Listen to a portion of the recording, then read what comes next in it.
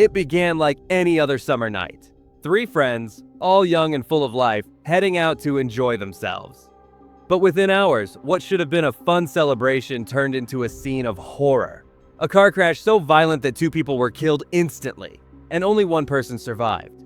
That survivor was 17-year-old McKenzie Shirilla.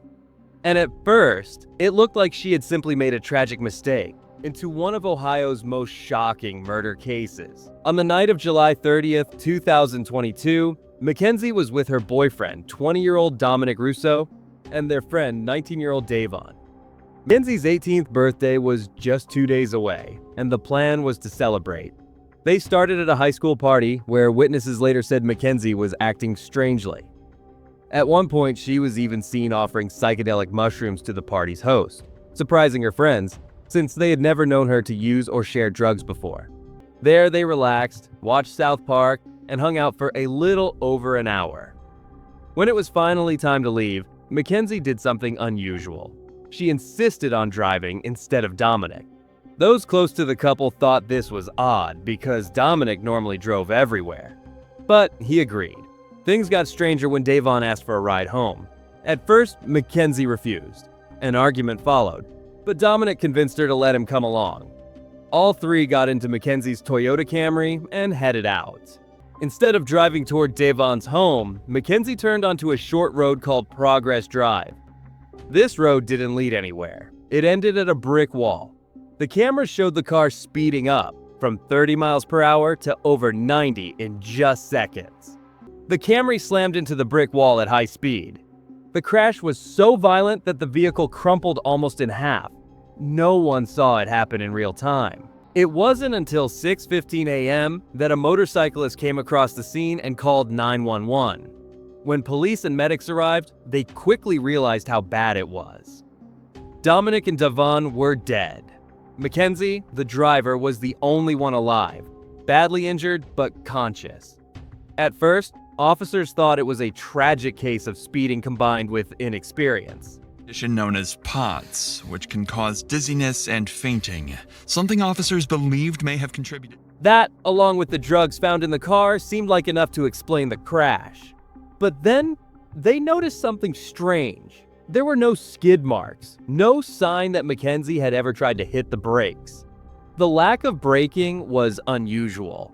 In most high-speed crashes, drivers instinctively slam the brakes in the final seconds. Here, it looked as if McKenzie had kept pressing the gas pedal right up to the moment of impact.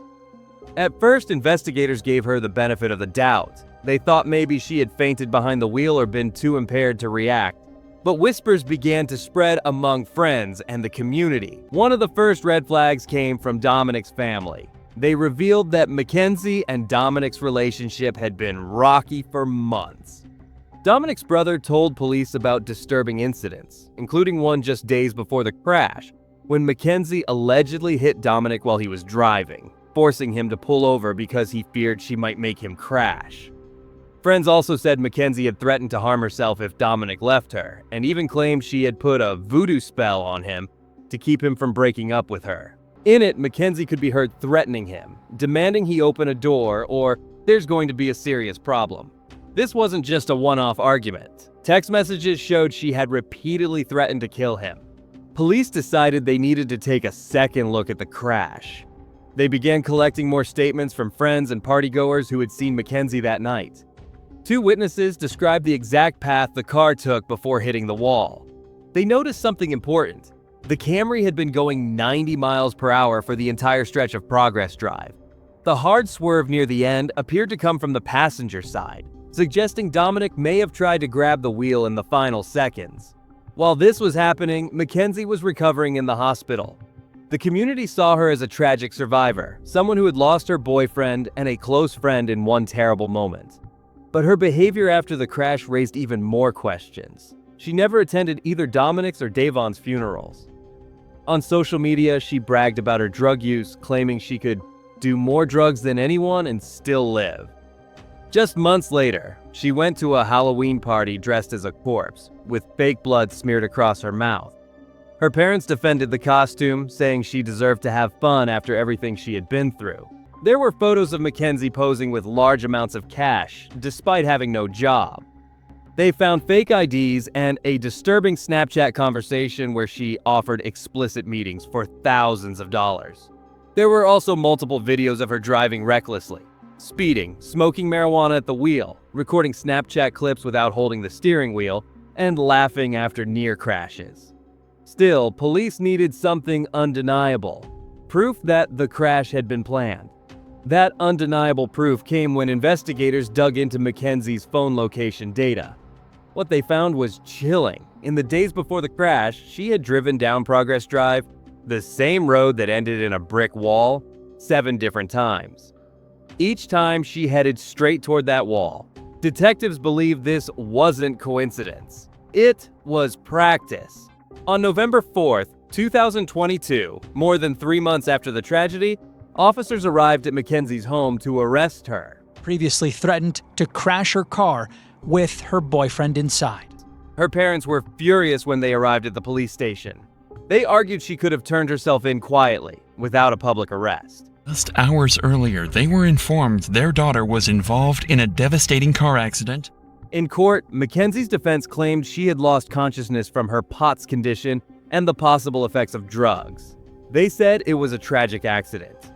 The prosecution, however, presented a very different story. One of threats, jealousy, and premeditation. And the GPS data proving she had practiced the route. They also pointed out one crucial detail.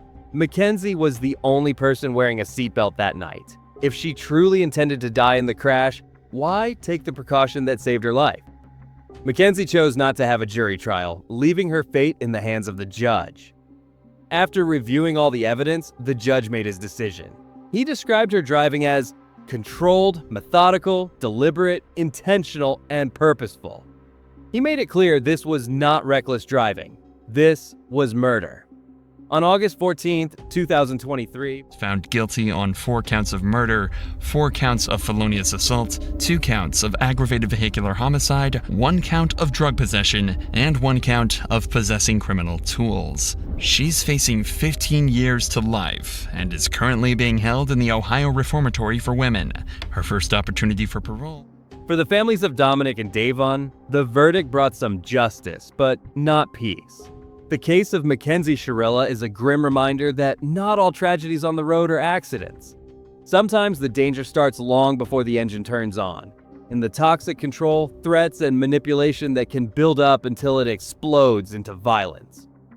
If you found this case as shocking as we did, make sure to subscribe for more real-life stories that dig deep into the truth.